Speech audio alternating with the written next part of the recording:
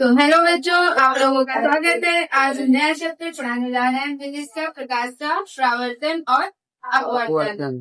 काफी बड़ा चैप्टर रहेगा, तो आप लोग लास्ट तक बने रहिएगा, ठीक है। तो सबसे पहले आता है कि प्रकाश क्या है। प्रकाश क्या है? तो प्रकाश एक ऊर्जा है। प्रकाश एक ऊर्जा है। आज तक हम लोगों ने यही पढ़ा है कि प्रकाश एक ऊर्जा है, लेकिन ऊर्जा के लिए जब भी ऊर्जा की बात आती है वहां में काम भी करना होता है। काम भी करना होता है ना। ऊर्जा किसे कहते हैं? कार्य करने की क्षमता को ही ऊर्जा कहते हैं। तो क्या प्रकाश कोई काम कर रहा है? प्रकाश तो कोई काम नहीं करता, लेकिन फिर भी बोलते हैं कि प्रकाश ऊर्जा का स्रोत है या प्रकाश एक ऊर्जा है, ठीक है।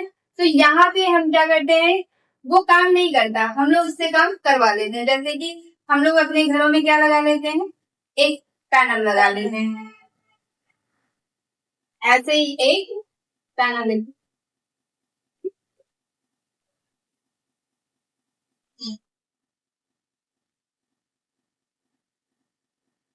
ऐसे ही एक पैनल लगा लेते हैं जिससे यहाँ पे प्रकाश आता है, ठीक है। और जब ये हीट होता है, प्रकाश जब ये यहाँ पे हीट होता है, तो ये किस प्रकाश को किसमें, उष्मा से लेके किसमें कन्वर्ट कर देता है, ऊर्जा में। और इसी वजह से हम क्या कहते हैं, प्रकाश एक ऊर्जा है। इसमें क्या होता है कि जैसे पैनल से, अगर पैनल घर में लगा होता है हम लोगों के घर में, तो उससे बल्ब भी जलता है और फैन वैन भी चलते हैं। तो इस तरह हम बोल सकते हैं प्रकाश एक गतिज ऊर्जा की है, स्थितिज ऊर्जा की है। ये सारी चीजें कह सकते हैं। फिर आते हैं प्रकाश का गुण। पहला देखो, इसकी चाल कितनी होती है? 3 × 10⁸ मीटर पर सेकंड, ठीक है। इसकी चाल कितनी होती है निर्वात में? 3 × 10⁸ मीटर पर सेकंड, ठीक है। और दूसरी प्रॉपर्टी, प्रकाश सीधी सरल रेखा में चलता है। प्रकाश सीधी सरल रेखा में चलता है। सीधी सरल रेखा में चलता है। अच्छा, जैसे कि सीधी सरल रेखा में चलता है, हम लोग ऐसे बोल देते हैं, लेकिन ऐसा बोलना क्या सही है? घर में प्रकाश अगर सीधी सरल रेखा में चलेगा तो घर तक प्रकाश कैसे पहुंचेगा? तो यहाँ पे देखते हैं, एक प्रैक्टिकल ऐसे कर लेते हैं। जैसे एक पाइप है, छोटी सी मान लेते हैं, ठीक है। अगर प्रकाश इसके अंदर गया तो प्रकाश सीधे ही बाहर निकलेगा, है कि नहीं है? हाँ, तुम लोग भी बोलते हाँ। तो प्रकाश सीधी सरल रेखा में ही निकलेगा। हाँ। लेकिन अगर ऐसी पाइप को हम लोग थोड़ा सा मोड़ दें या बेंड कर दें, ऐसे कर दें, बेंड कर दिए, तो प्रकाश यहाँ से ऐसे जाएगा। बताओ कितनी दूर तक ऐसे जाएगा? बहुत ज्यादा जाएगा कि यहाँ तक जाएगा, यहाँ तक। क्या यहाँ तक जितना प्रकाश गया उतना ही निकल पाएगा? नहीं निकल पाएगा, है कि नहीं है? जब प्रकाश यहाँ पे नहीं निकल पाएगा तो हम कह सकते हैं कि यहाँ पे प्रकाश हमेशा सीधी सरल रेखा में ही चलता है। या घर में खिड़की उड़की लगी रहती है, या फिर एक आध घरों का खुला रहता है ऐसे ही, तो प्रकाश जो आता है ऐसे सीधा ही आता है ना, ना कि ऐसे मुड़ जाता है फिर ऐसे मुड़ जाता है। हाँ, मुड़ता तब है अगर वहां पे कोई मिरर लगा हो, है कि नहीं है? तब प्रकाश बेंड होता है या फिर मुड़ता है, जिसे प्रकाश का हम परावर्तन भी कहते हैं, ठीक है। परावर्तन किससे होता है? मिरर से ही तो परावर्तन होता है, मतलब दर्पण से ही तो होता है, चाहे वो समतल दर्पण हो या अवतल दर्पण हो या फिर उत्तल दर्पण, यही तो होता है। तो चलते हैं फिर यहाँ पे जो चीजें नोट करने लगे। फिर आता है परावर्तन क्या होता है? परावर्तन इंग्लिश में बोलते हैं रिफ्लेक्शन। रिफ्लेक्शन, ठीक है। और परावर्तन जो होगा वो एक समतल दर्पण पे होता है। किस पे होता है? समतल दर्पण। और सब पे भी करवा सकते हो, अभी करवाएंगे जब अवतल पढ़ाएंगे, इसके आगे उत्तल पढ़ाएंगे तो उसमें करवाएंगे। तो यहाँ पे ये हो गया हमारा समतल दर्पण, यहाँ पे लिख दे रहे हैं समतल दर्पण। यहाँ पे एक अभिलंब कर लेते हैं, अभिलंब, अभिलंब, ठीक है। यहाँ से आपतित किरण ऐसे आती है और ऐसे ही बेंड हो जाती है, मतलब मुड़ जाती है। तो यहाँ पे एंगल आई का कोण बनाती है और यहाँ एंगल आर का कोण बनाती है, ठीक है। यहाँ पे एंगल आई बनाएगी और यहाँ पे एंगल आर बनाएगी। इस वाली किरण को कहते हैं आपतित किरण, आपतित किरण। और इस वाले किरण को कहेंगे परावर्तित किरण। और इस वाले एंगल आई को कहेंगे आपतन कोण,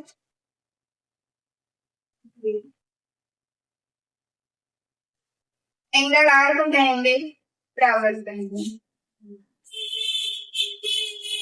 परावर्तन कोण, ठीक है।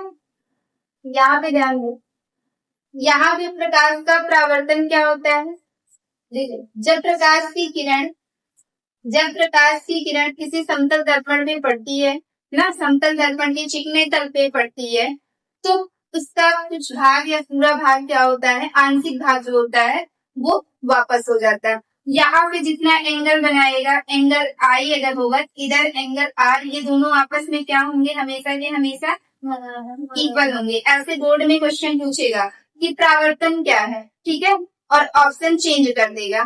परावर्तन क्या है, ऑप्शन चेंज कर देगा। तो इसमें देगा कि angle i equal angle r, जैसे पहला दे दिया, दूसरा दे देगा एंगल आई ऐसे दे, एंगल आर कि मतलब आई जो है वो छोटा है इससे आर से। तो परावर्तन क्या है, हमेशा बराबर होता है ना, एंगल आई और एंगल आर हमेशा परावर्तन में क्या होता है, बराबर होता है। ये हमारा क्या था, परावर्तन। और परावर्तन में एक चीज और है जिसकी कुछ शर्तें हैं, जैसे कंडीशन बोलते हैं, पहले है कि एंगल आई और एंगल आर, मतलब परावर्तन कोण, परावर्तन कोण आपतन कोण के बराबर होता है, आपतन कोण के, आपतन कोण की क्या है, बराबर है ना, या फिर एंगल आर इक्वल एंगल आई। फिर इसके बाद दूसरी आएगी बात, तो दूसरे में क्या लिखना है, यहाँ में आपतन कोण तथा अभिलंब और परावर्तन कोण कैसे हैं, तीनों एक ही दर में है, तीनों एक ही दर में है। तो आई होप ये सारी चीजें आप लोगों को अच्छे से समझ में आई है। जो चीजें इसमें नहीं समझ में आई है प्लीज आप लोग कमेंट जरूर करिएगा। अब आता है दर्पण क्या है, दर्पण इंग्लिश में बोलते हैं मिरर, ठीक है। दर्पण ये दो प्रकार का होता है, गोलीय दर्पण, गोलीय दर्पण और समतल दर्पण।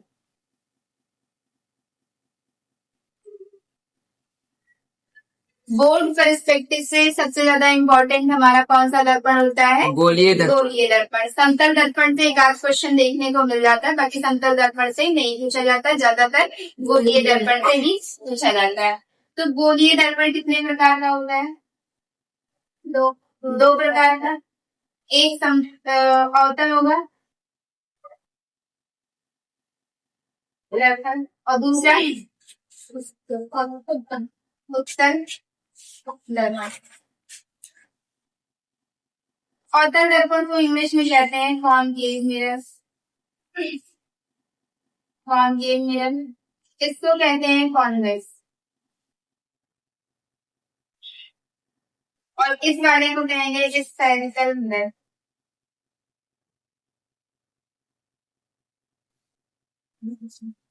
तो समतल दर्पण में प्लेन मिरर, ठीक है।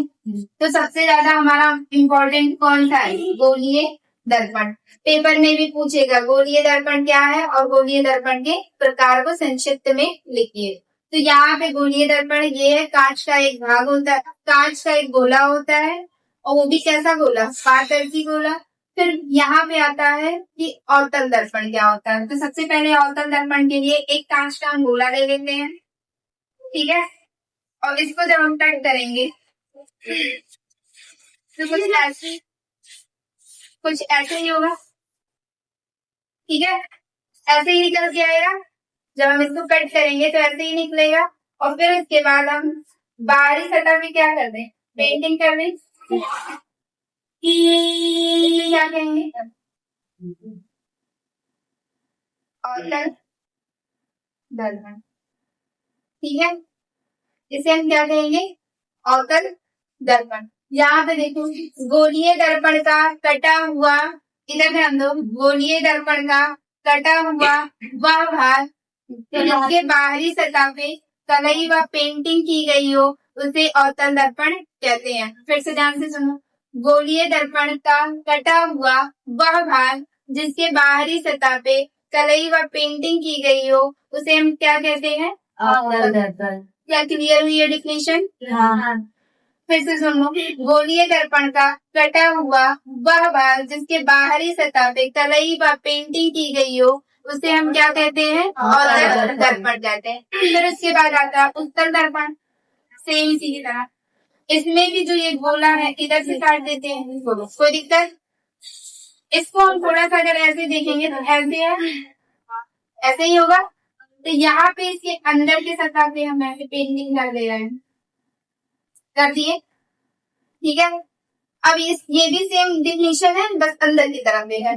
जैसे देखो, गोलीय दर्पण का कटा हुआ वह भाग जिसके बाहरी सतह वो आंतरिक सतह पर कलई व पेंटिंग की गई हो उसे क्या बोलते हैं, उत्तल दर्पण। उत्तल दर्पण, इंग्लिश में कॉन्वेक्स मिरर।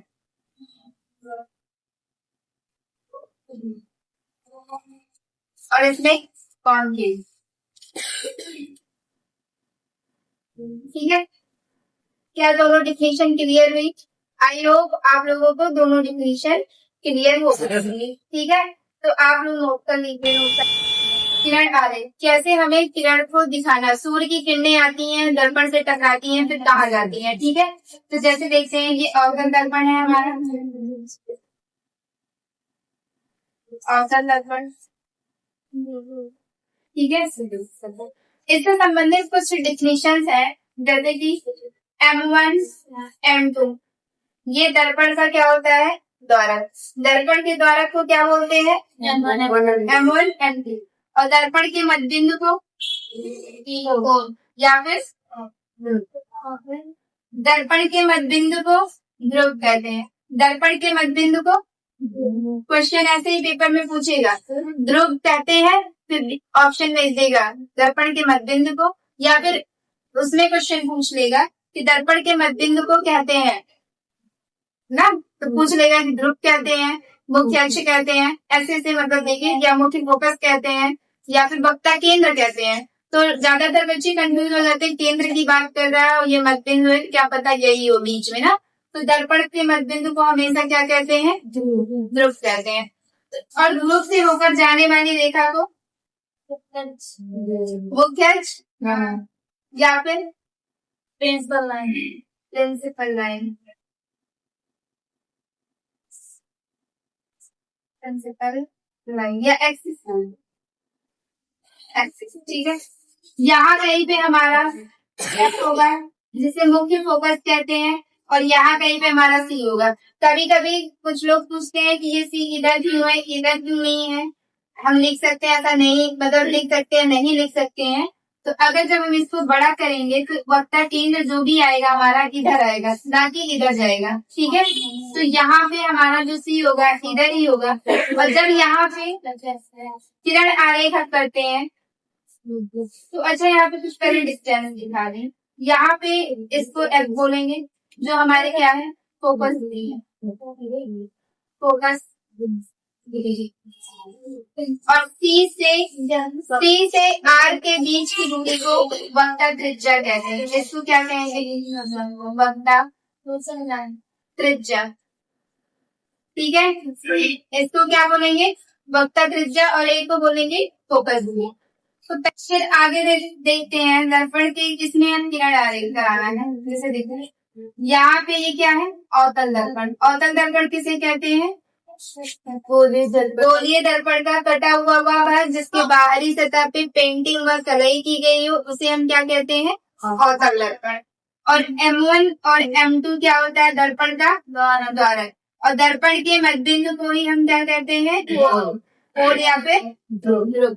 और ध्रुव से होकर जाने वाली रेखा को ठीक है। यहाँ पे हमारा F होगा कहीं पे और यहाँ पे C होगा। यही अगर कोई प्रकाश की किरण ऐसे आ रही है और कैसे है? मुख्य अक्ष के समांतर है, कहीं से भी आ रही है, कोई जरूरी है अनंत से आए या C से आए या अभी वो नहीं बता रहे, इसके आगे है। कहीं से भी अगर किरण आ रही है और किसके पैरेलल है या समांतर है, मुख्य अक्ष के अगर वो समांतर है तो दर्पण से टकराएगी और F से वापस चली आएगी। ठीक है, पहला हो गया ये फिगर इसका। और एक क्वेश्चन और भी बन सकता है, जैसे कि ठीक है मानते हैं कि मुख्य अक्ष के समांतर है और दर्पण से टकराई तो वो मुख्य फोकस से ही जाएगी। लेकिन अगर यहाँ पे M1 M2 है, M1 M2 क्या है? दर्पण का द्वारक। और दर्पण के मध्यबिंदु को क्या बोलते हैं? ध्रुव से होकर जाने वाली रेखा मुख्य अक्ष। इसके बाद यहाँ पे हमारा मुख्य फोकस वक्ता केंद्र। ठीक है, अब अगर कह रहे हैं कि अगर कोई लाइन F से ऐसे जा रही है, F से ऐसे, तो ये दर्पण से टकरा के कैसे हो जाएगी? मुख्य अक्ष के समांतर। मुख्य अक्ष के समांतर। ये दूसरा हो गया। तीसरा देखो यहाँ पे फिर से एक दर्पण बना लेते हैं छोटा सा। M1 M2 ठीक है। यहाँ पे ध्रुव और ध्रुव से होकर जाने वाली रेखा मुख्य अक्ष। यहाँ पे F और यहाँ पे C। अब की बार कहाँ से जा रही है? C से जा रही है। अगर कोई भी लाइन या कोई भी प्रकाश की किरण C से होकर जाती है तो C से ही वापस चली जाती है। ठीक है, अगर C से होकर जाएगी तो C से वापस चली जाएगी। उत्तर दर्पण से किरण आ रही। ठीक है, तो यहाँ भी पहले उत्तर दर्पण बना लेते हैं।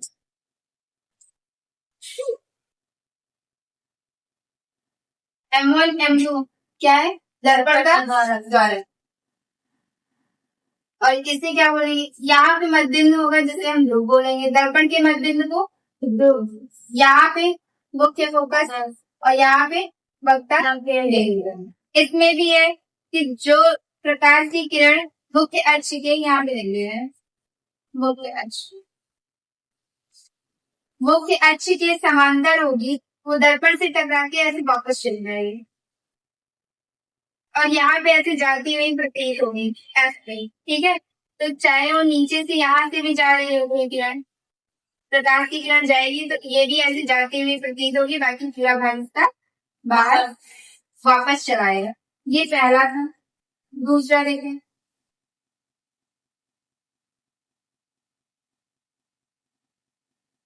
ये उत्तर दर्पण मतलब M1 M2 दर्पण का द्वारक और इससे होकर जाने वाली रेखा यहाँ पे मध्यबिंदु से होकर जाने वाली रेखा रेखा और यहाँ पे इसको ध्रुव बोलेंगे या फिर कोण। यहाँ कहीं पे F होगा और यहाँ पे हमारा C होगा। तो अगर कोई लाइन ऐसे जा रही है C के ऐसे, ठीक है, तो ऐसे ही ये वापस चली जाएगी। तो इसको बनने वाले प्रतिबंध अवतल दर्पण से कितने प्रतिबिंब बनते हैं? 6 बनते हैं। सबसे पहले याद करो कितने प्रतिबिंब बनते हैं? 6 प्रतिबिंब बनते हैं। तो सबसे पहला कौन सा है? जब वस्तु अनंत पर है। ठीक है, अब यहाँ पे बनाते हैं। ये हमारा क्या है? अवतल दर्पण।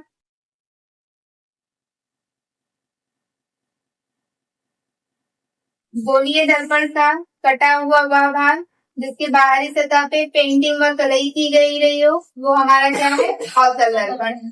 दर्पण के द्वारा किसे कहते हैं? M1 और M2। दर्पण के मध्यबिंदु को क्या बोलते हैं? ध्रुव। और ध्रुव से होकर जाने वाली रेखा मुख्य अक्ष। मुख्य अक्ष, ठीक है। यहाँ पे क्या है? मुख्य फोकस है, और यहाँ हमारा क्या होता है? त्रिज्या। वस्तु को कहाँ रखे हैं? अनंत पे। ना तो हमारी वस्तु सी पर है और ना कि हमारी वस्तु एफ पर है। हमारी वस्तु कहाँ है? अनंत में। अनंत मतलब यहाँ से हम ले ले रहे, मतलब काफी दूर से आती हुई क्या मतलब आ रही है। तो यहाँ पे ऐसे आती है और ऐसे एफ से वापस चली जाएगी, फिर यहाँ नीचे से ऐसे जाएगी और ये भी एफ से ऐसे वापस चली जाएगी, ठीक है। ये क्या है? मुख्य अक्ष के समांतर देखो आई, दर्पण से टकराती था कैसे? मुख्य फोकस से नीचे में प्रोसेस हुई, मुख्य अक्ष के समांतर थी, दर्पण से टकराई और ऐसे वापस चली गई। यहाँ पे पहली पॉइंट अगर हम लिखना चाहें, कहा क्या लिखेंगे? प्रतिबिंब कहाँ बन रहा है? अनंत। और फोकस पर प्रतिबिंब मुख्य फोकस पर बन रहा है। मुख्य फोकस मास, ठीक है। और दूसरी पॉइंट, वस्तु की स्थिति का, वस्तु की स्थिति अनंत पर,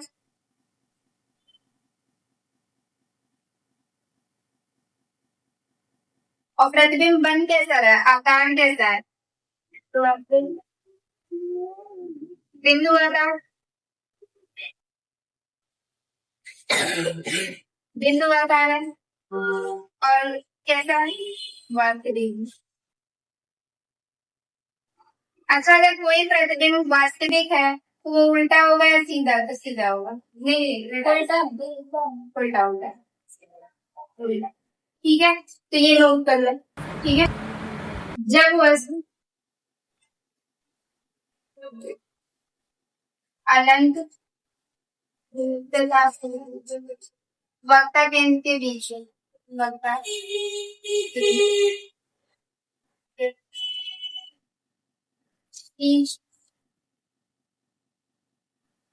जब वस्तु वक्ता केंद्र के बीच में हो, अनंत तथा वक्ता केंद्र के बीच में, तो ये हमारा अवतल दर्पण।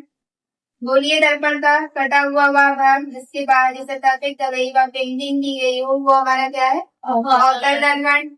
M1 M2 को दर्पण का द्वारक कहते हैं। इसके मध्यबिंदु को पोल या फिर ध्रुव कहते हैं। इससे होकर जाने वाली रेखा को मुख्य अक्ष कहते हैं। अभी कोई पूछ ले मुख्य अक्ष किसे कहते हैं? बताओ। ध्रुव से जाने वाली रेखा को ही मुख्य अक्ष कहते हैं। यहाँ पे हमारा F होगा और यहाँ पे हमारा क्या होगा? C होगा। अब कहाँ वो वस्तु रखते हैं? अनंत तथा वक्ता केंद्र के बीच। तो यहाँ पे हम मान लेते हैं यहाँ कहीं पे आसपास रखिए, ये हमारी वस्तु रहती है। अब ये जाएगी दर्पण से ऐसे टकराएगी और टकरा के कैसे वापस आएगी? ऐसे ही, ठीक है। एक किरण हमारी सी से ऐसे होकर जाएगी और सी से गई, तो सी से बताए थे जब किरण आगे चला रहे थे तभी बताए थे कि जब कोई भी किरण सी से जाएगी तो सी के माध्यम से ही वापस चली जाएगी। और प्रतिबिंब वहां बनता है जहां पे ये किरणें आपस में काटनी है। तो प्रतिबिंब हमारा कहाँ बना? यहाँ पे ए और बी, ये हमारी क्या है? वस्तु है। ए डैश और बी डैश क्या हमारा? प्रतिबिंब है। तो यहाँ पे पहली पॉइंट लिखेंगे, वस्तु की स्थिति वक्ता केंद्र तथा नहीं अनंत लिख देना है, अनंत तथा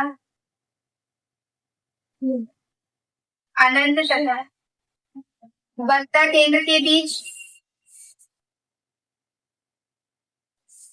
वक्ता केंद्र के बीच। और दूसरी पॉइंट, प्रतिबिंब कहाँ बन रहा है? सी तथा एफ के बीच। तो प्रतिबिंब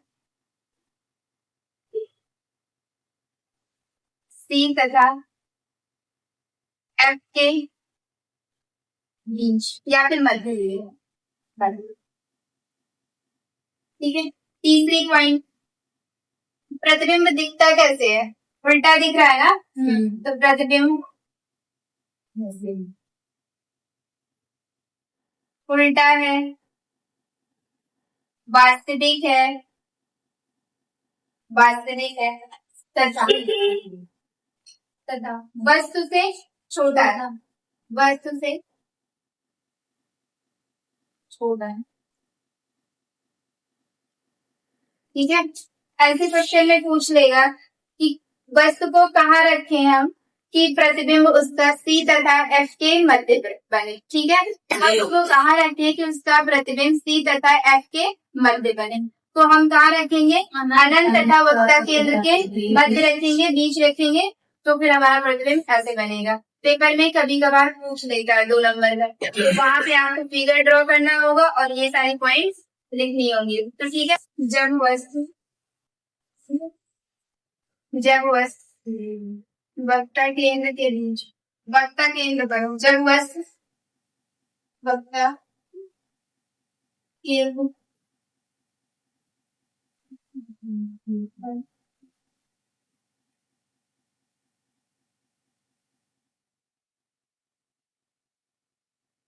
और दर्पण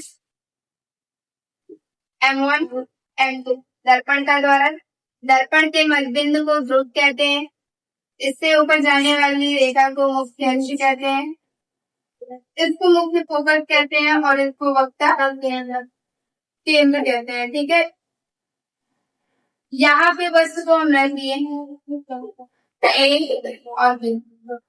वस्तु मुख्य अक्ष के समांतर जाती है और दर्पण से टकराती है, टकराने के बाद वो कहाँ से बाहर आती है, F से चली जाएगी, एक C से यहीं से जाएगी F से, और ये भी टकराने के बाद कैसे हो जाएगी और यहाँ दोनों कट कर रही है, तो यहाँ पे प्रतिबिंब बन जाएगा। यहाँ पे होगा हमारा A डैश और यहाँ पे होगा B डैश। ठीक है, तो वस्तु की स्थिति क्या होगी, वस्तु की स्थिति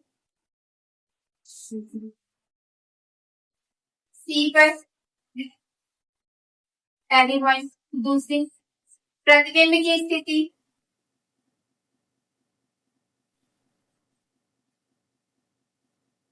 किस पे है, ये भी C पर। ठीक है, तीसरी पॉइंट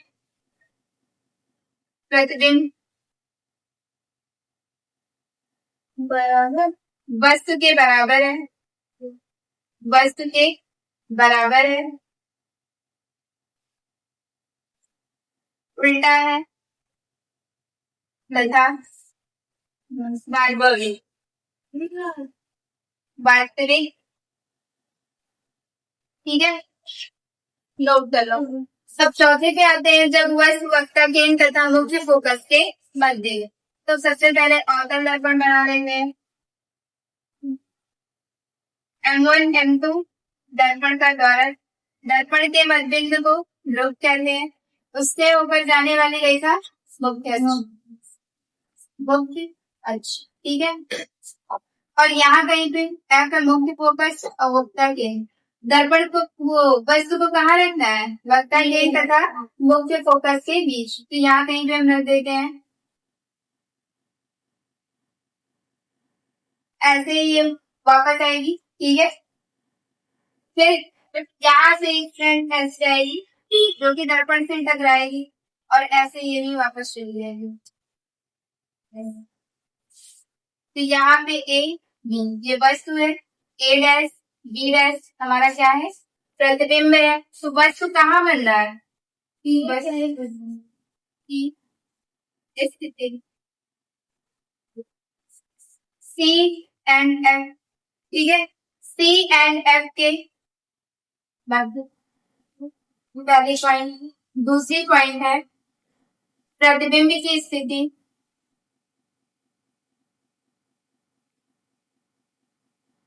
प्रतिबिंब की स्थिति C के बाहर है, C के बाहर। चौथी पॉइंट, तीसरी पॉइंट प्रतिबिंब, प्रतिबिंब जो हमारा है देखो वो वस्तु से बड़ा है, काफी बड़ा है, तो प्रतिबिंब वस्तु से बड़ा है। उल्टा है, वास्तविक है, वास्तविक है। अब कहाँ रखना है, जब वस्तु एफ पर हो। अब तक सी और एफ के बीच रखा था, जैसे जैसे वस्तु को हम इधर लेके आ रहे थे वैसे वैसे प्रतिबिंब हमारा दूर बन रहा था। तो यहाँ पे देखते हैं और दर्पण बना लिए पहले, M1 M2 दर्पण का क्या है, द्वारक, और दर्पण के मध्य को क्या बोलते हैं, ध्रुव। ध्रुव से होकर जाने वाली रेखा मुख्य फोकस वक्ता एम, ठीक है। अब वस्तु को कहाँ रखना है, एफ पर वस्तु को अगर हम रखें ऐसे ही, यहाँ पे गई दर्पण से टकराई थी, ये वापस कहाँ से आएगी, एफ से ही आएगी, ठीक है। और एक यहाँ से जाएगी ऐसे, ऐसे गई ऐसे, और ये ऐसे, इसकी क्या हो जाएगी, पैरेलल। और इसका जो प्रतिबिंब बनेगा वो हमारा कहाँ बनेगा, अनंत पे बनेगा, और वस्तु से क्या होगा, बहुत ज्यादा बड़ा होगा। जैसे जैसे हम दर्पण के पास रख रहे हैं वस्तु को, वैसे वैसे हमारा प्रतिबिंब कैसे बन रहा है, दर्पण से बड़ा बन रहा है। और अगर यहाँ पे इतनी दूर ये बन रहा है तो यहाँ पे आभासी और वास्तविक पता लगाना थोड़ा डिफिकल्ट हो जाएगा, क्योंकि दूर पे बन रहा है कि नहीं है। और अनंत पे बनना होता है, यहाँ थोड़ी है, अनंत तो बहुत दूर है, बहुत बड़ा है। तो ये इतना हो गया। तो इसको जब एफ तथा या फोकस तथा ध्रुव के बीच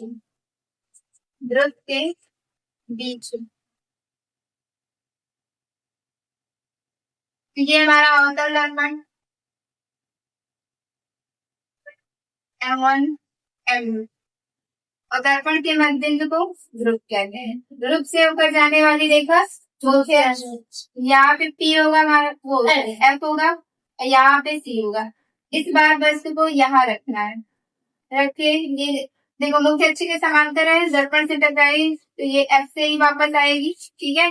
और एक ऐसे पीछे गई, ऐसे गई, इसी ही माध्यम पे वापस आएगी, और ये ऐसे आएगी, थोड़ा दूर मिल जाएगी। ये दोनों आपस में कभी मिलेंगी ही नहीं, ये दोनों आपस में कभी मिलेंगी ही नहीं। और ये ऐसे अगर हम थोड़ा सा इसको ऊपर ऐसे ऊपर की तरफ ऐसे बढ़ा और ऐसे मिल जाएंगी, और एक आभासी प्रतिबिंब का निर्माण करेंगे। तो इसका प्रतिबिंब कैसे बनेगा, आभासी, A डैश B डैश, और यहाँ पे हम A और B लेंगे। तो यहाँ पे प्रतिबिंब की स्थिति कहाँ है, प्रतिबिंब की स्थिति, प्रतिबिंब की स्थिति कहाँ है, दर्पण से पीछे, दर्पण के पीछे। और कैसी है, देखो सीधा है ना कि उल्टा है, सीधा है। तो यहाँ पे हम क्या लिखेंगे, सीधा है, सीधा है तथा आभासी, आभासी है। बस ये इतना लिखना था। तो हमारे इसमें चो के अवतल दर्पण द्वारा प्रतिबिंब का बनना, चो हमारा क्या हो गया, कंप्लीट हो गया। तो आप लोग बताइए समझ में आया कि नहीं आया। अगर अच्छा लगा हो तो चैनल को लाइक करिएगा, सब्सक्राइब करिएगा और अपने दोस्तों में शेयर करिएगा, ठीक है।